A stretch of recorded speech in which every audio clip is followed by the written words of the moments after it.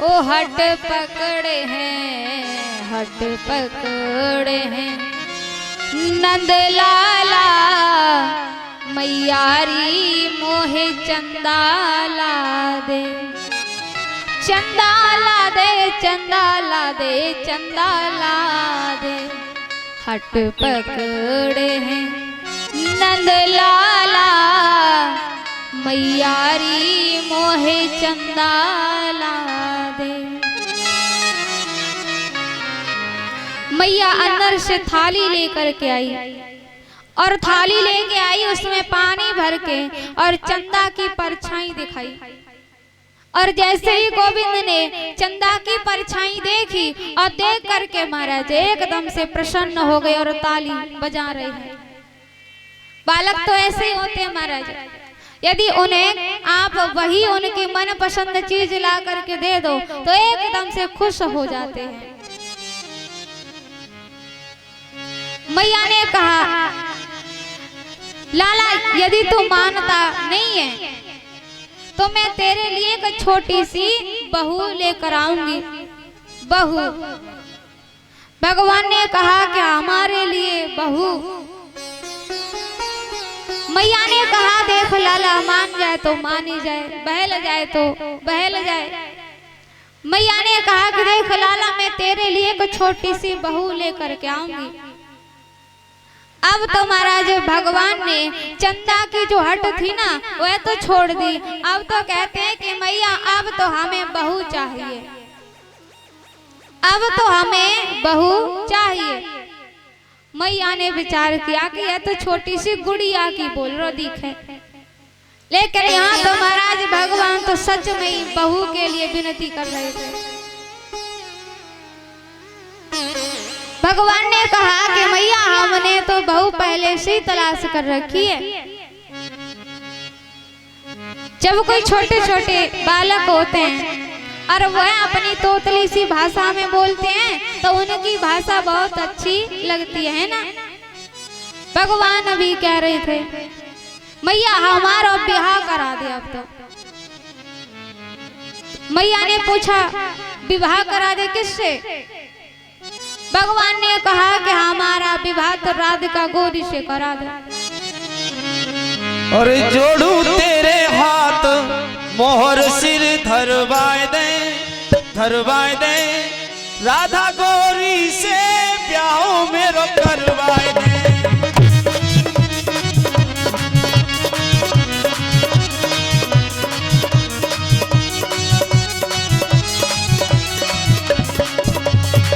जोड़ू तेरे हाथ मोहर सिर धरवाए दे, धरवाए दे राधा गौरी से ब्याह मेरो करवाए दे, राधा गौरी से ब्याह मेरो करवाए दे।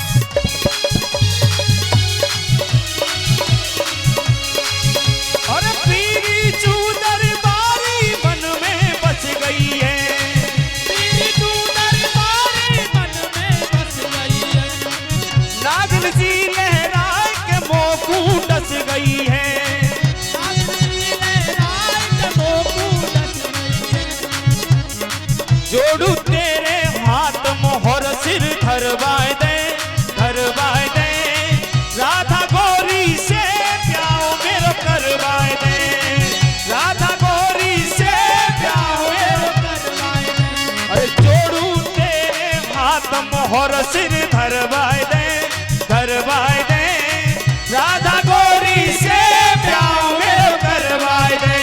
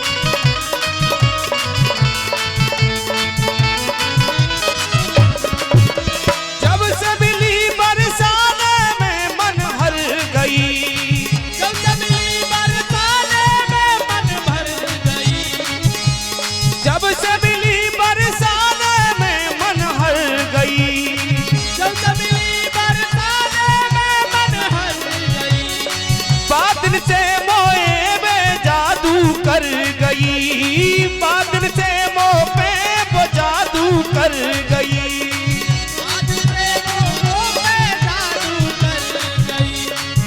अरे जल्दी जल्दी मात फिराए डलवाए दे, डलवाए दे, राधा गोरी से प्याओ मेरो करवाए दे, राधा गोरी से प्याओ मेरो करवाए दे। जोड़ू तेरे हाथ मोहर सिर धरवाए दे, धरवाए दे, राधा गोरी से प्याओ मेरो करवाए दे, राधा गोरी से प्याओ मेरो करवाए दे।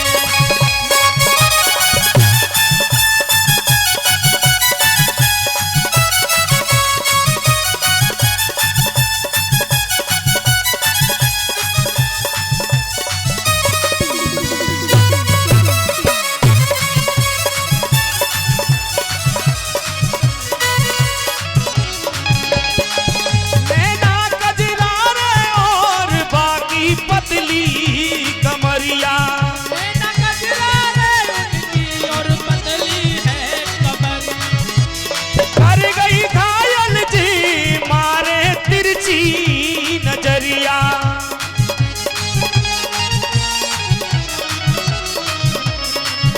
अरे जल्दी जल्दी मात फिराए डलवाए दे, डलवाए दे, राधा गोरी से प्याओ मेरो करवाए दे, राधा गोरी से प्याओ मेरो करवाए दे।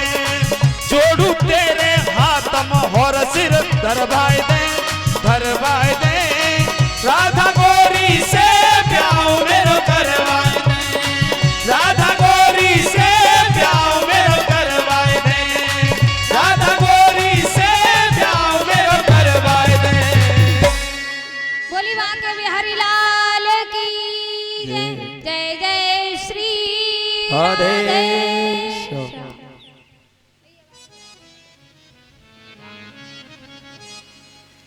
अब तो महाराज गोविंद भगवान सबको बड़ा ही आनंद दे रहे हैं।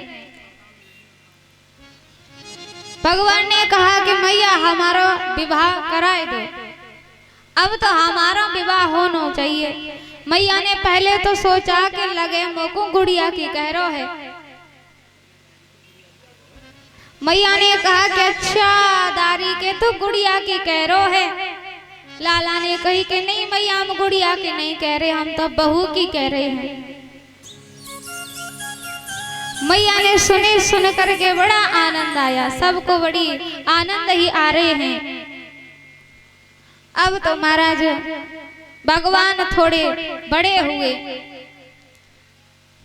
भगवान का एक नियम था, जैसे सुबह होता था और गोविंद भगवान खड़े होते और उठ करके पूरे गोकुल की परिक्रमा लगाने जाते थे। नियम था उनका गोकुल की, यानी प्रतिदिन उनको खड़े होकर के जाग करके गोकुल की परिक्रमा लगाने तो जाना है। अब तो महाराज गोकुल में एक गोपी थी, नई नई आई थी। उसने अन्य गोपियों से गोविंद का नाम केवल सुना था, लेकिन गोविंद को देखा नहीं था। गोपियां आती थी और सब एक ही बात बोलती थी, नंद का छोरा बड़ा ही सुंदर है, नटखट है, ढीठ है। लेकिन जो एक गोपी थी उसने गोविंद को न देखा था, केवल उनका नाम ही सुना था, देखा नहीं था। अब तो महाराज एक दिन की बात, अपनी सासू मैया से पूछ करके आई के मैया में गायों का गोबर डाला। उसकी सास ने कहा कि ठीक है जाओ गोबर डाला। अब तो महाराज जैसे ही गायों का गोबर डालने आई और आकर के महाराज हेल भर करके बैठ गई।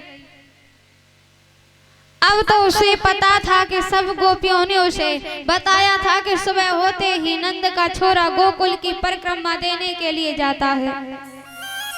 अब तो महाराज बैठ गई और गोविंद का बैठ करके इंतजार करने लगी कि शायद नंद का छोरा आ रहा होगा। और जैसी सुबह हुआ, अब महाराज गोविंद भगवान खड़े हुए और खड़े हो करके जाग करके गोकुल की परिक्रमा देने के लिए चल दिए। जैसे आए गोकुल की परिक्रमा देने के लिए, गोपी के पास से निकल करके ही जा रहे थे। गोपी ने विचार किया, लगे यही नंद को छोरो है। अब तो महाराज गोविंद को जान करके कहती है, लाला अरे तनिक मेरे पास आ जा। गोविंद जैसी आए गोपी के पास आकर के कहा, गोपी बोल बोल क्या काम है। गोपी ने कही कि देखो लाला, वो ऐसा है ना, मैं अपनी सासू मैया की आज्ञा से आज गायों का गोबर डालने के लिए आई हूँ, लेकिन लाला मैंने ना गोबर की हेल ज्यादा भर ली है। तू ऐसा कर, इस गोबर की हेल मुझे उठा दे, उचा दे। और जैसी गोविंद ने सुना, गोविंद ने कहा कि देख गोपी, हम फ्री में किसी का कोई काम नहीं करते। गोपी ने कही कि लाला फ्री में किसी का कोई काम नहीं करते, तो बोले तुझे क्या चाहिए। अच्छा, मतलब तुझे पता ही नहीं है कि नंद के छोरा को पसंद क्या है। अब गोपियों ने अन्य गोपियों से सुना था कि इसको माखन मिश्री कुछ ज्यादा ही अच्छा लगता है। गोपी ने कही कि देख लाला, तू मुझे गोबर की हेल उठाएगा ना, और मैं तुझे बदले में माखन को गोला दूंगी। भगवान ने कहा कि हाँ गोपी तो ठीक है। अब तो महाराज गोविंद भगवान गोपी को गोबर की हेल उठा रहे हैं, उचाते हैं। गोपी गोबर की हेल डाल करके आती है, फिर से आकर के भरती है, और फिर गोविंद भगवान उठाते हैं, डाल आती है, फिर आकर के भरती है। अब तो महाराज गोपी ने कहा कि देखो लाला, देखने में तो बड़े मलूक लगे, अब इनको छू करके देखें कि छूने में कैसे लगे। अब गोपी आई और आकर के बैठ गई। उसने कहा कि देख लाला, ना तू पढ़ो लिखो है और ना मैं पढ़ी लिखी है। अरे तूने कितनी गोबर की हेल उचाई दी, ये हमें पता कैसे चलेगी। अरे हमारा और तेरा कुछ हिसाब किताब भी तो होना चाहिए। लाला ने कही कि हाँ गोपी, बात तो बिल्कुल ठीक कह रही हो, हमारे हिसाब किताब की पता कैसे चलेगी। गोपी ने कही कि देख लाला, मेरे पास एक युक्ति है। क्या? कहा कि तू जितनी गोबर की हेल उठावेगा ना, उतनी ही तेरे मुंह पर एक एक टपकी गोबर की रखती चलूंगी। लाला ने कहा हाँ गोपी, ये बिल्कुल ठीक है। और कहा कि देख तू जितनी मुझे गोबर की हेल उठावेगा और उतनी तुझे माखन के लोना दूंगी। अब तो महाराज गोविंद भगवान गोपी को गोबर की हेल उठाते हैं और गोपी उचती डाल करके आती है और एक गोबर की टपकी गोविंद के मोहड़े पर लगा देती है। आती है गोबर की हेल भरती है और गोविंद उठाते हैं डाल के आती है और एक गोबर की टपकी गोविंद के मुख पर रख देती है। अब तो महाराज गोविंद का मुखारविंद गोबर की टपकियों से सारा भरा है। अब गोपी बैठ गई और बैठ करके गोविंद की ओर टकटकी लगा करके देख रही है। गोविंद ने कहा गोपी, हमें घूर के काहे को देख रही हो? गोपी ने कही कि देख लाला, तू लगी इतना मलूक रहो है। गोविंद ने कहा कि अच्छा, हम सुंदर दिखाई दे रहे हैं? बोले हाँ। गोविंद ने कहा गोपी रुक, अभी मैं आता हूँ। मेरी मैया कहती कि लाला तू ज्यादा मलूक लगे तो को देख के